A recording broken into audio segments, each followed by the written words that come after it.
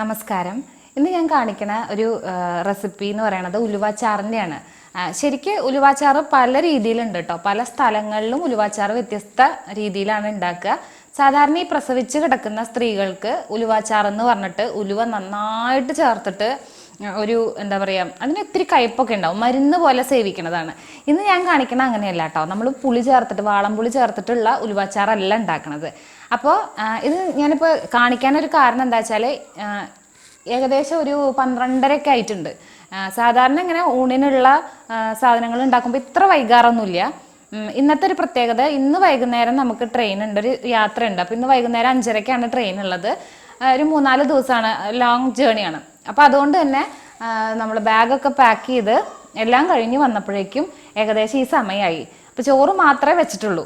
അപ്പോൾ ഇതുപോലെയുള്ള ആൾക്കാരുണ്ടായിരിക്കും. ചിലപ്പോൾ നമുക്ക് മടിയുള്ള ദിവസങ്ങളോ അല്ലെങ്കിൽ ഉണ്ടാക്കാൻ അത്ര സമയമില്ലാത്ത സമയങ്ങളിലൊക്കെ പെട്ടെന്ന് ഉണ്ടാക്കിയെടുക്കാൻ പറ്റുന്നതാണ്. ഒരു തേങ്ങ ഒന്ന് ചിരകി എടുക്കേണ്ട ഒരു സമയം മാത്രമാണ് ശരിക്കും പറഞ്ഞാൽ ഒരു മെനക്കേട് എന്ന് പറയാനുള്ളൂ. തേങ്ങ ചിരകിയത് നമ്മൾ ചിരകാതെ പൂളാക്കി എടുക്കുകയാണെന്നുണ്ടെങ്കിൽ ശരിക്കും 5 മിനിറ്റ് കൊണ്ട്, വെറുതെ വീഡിയോയ്ക്ക് വേണ്ടി പറയണല്ലോ കേട്ടോ, 5 മിനിറ്റ് കൊണ്ട് കഴിയണ പെട്ടെന്ന് ഉണ്ടാക്കാൻ പറ്റുന്ന ഒരു ഉലുവാച്ചാറാണ് ഇന്നത്തെ ഒരു റെസിപ്പി. പിന്നെ മാത്രമല്ല, എനിക്കിപ്പോൾ ഇത് ഉണ്ടാക്കി ഊണ് കഴിച്ചിട്ട് വേണം, വൈകുന്നേരം ട്രെയിനിലാണ്. അപ്പോൾ നമ്മൾ ട്രെയിനിൽ നിന്ന് ഭക്ഷണം പുറത്തുനിന്നല്ല കഴിക്കണേ, അതും ഇവിടെ നിന്ന് ഉണ്ടാക്കി തന്നെ കൊണ്ടുപോവാണ്. അപ്പോൾ ഇതുപോലെ കേടുവരാതിരിക്കണം എന്തെങ്കിലുമൊക്കെയാണ് ഞാൻ ഉണ്ടാക്കണമെന്നുണ്ടെങ്കിൽ, ഒന്നും പ്ലാൻ ചെയ്തിട്ടില്ല, അതും കൂടി അതിപ്പോൾ ഈ ഒരു വീഡിയോയിൽ വലിച്ചു നീട്ടി ഞാൻ പറയില്ല, അതും കൂടി അടുത്തൊരു വീഡിയോ ആയിട്ട് ചെയ്യാൻ വേണ്ടിയിട്ട് ശ്രമിക്കാം കേട്ടോ.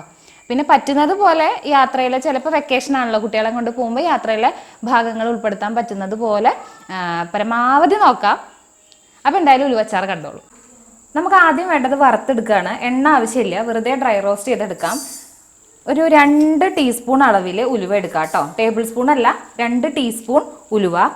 എരിവിന് വേണ്ടിയിട്ട് 4-5 വറ്റൽമുളക്, 1/2 ടീസ്പൂണോളം ജീരകം. ഇനി ഇത് നന്നായിട്ട് ഉലുവയുടെ നിറമൊക്കെ മാറി മൂത്ത് വരുന്നത് വരെ നമുക്കൊന്ന് വറുത്തെടുക്കണം.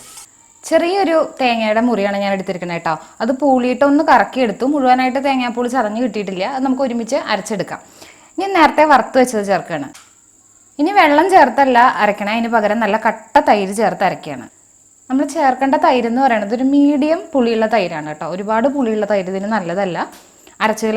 നമ്മൾ അരച്ചുകലക്കി ചെയ്യണുണ്ടല്ലോ, അതിൻ്റെ തന്നെ ഒരു ഡിഫറെൻ്റ് ആയിട്ടുള്ള വേർഷനാണ്. അത് മാത്രമല്ല, പ്രത്യേകിച്ച് നമ്മൾ ലൈറ്റായിട്ട് ഫുഡ് കഴിക്കണം. വയറിന് സുഖമാണ്, ഉലുവയും വയറിന് നല്ലതാണ്, തൈരും നല്ലതാണ്.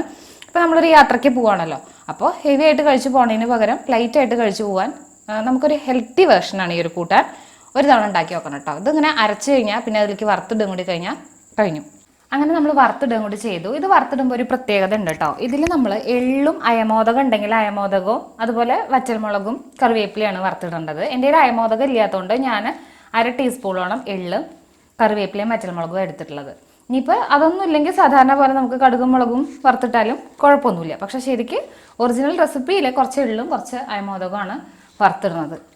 പിന്നെ നന്നായിട്ട് ഇതിൽ തൈര് വേണം. അപ്പോൾ നമ്മൾ അരയ്ക്കണ സമയത്ത് തൈര് ചേർത്ത് നോക്കിയിട്ട് ഇത്തിരി പുളി കുറവാണ് എന്നൊക്കെ തോന്നുകയാണെന്നുണ്ടെങ്കിൽ അതിന് ശേഷം ഈ സമയത്ത് നമുക്കിതിലേക്ക് തൈര് ചേർത്ത് ഒന്നുകൂടി ഇളക്കാം കേട്ടോ. കാരണം ഇത് തിളപ്പിക്കണം ഒന്നുമില്ല.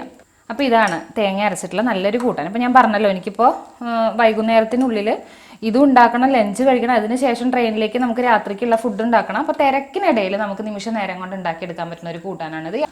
നല്ലൊരു ഹെൽത്തി ആയിട്ടുള്ളൊരു കൂട്ടാനാണ്. അപ്പോൾ എല്ലാവരും ഒരു തവണയെങ്കിലും ഉണ്ടാക്കി വെക്കും കേട്ടോ.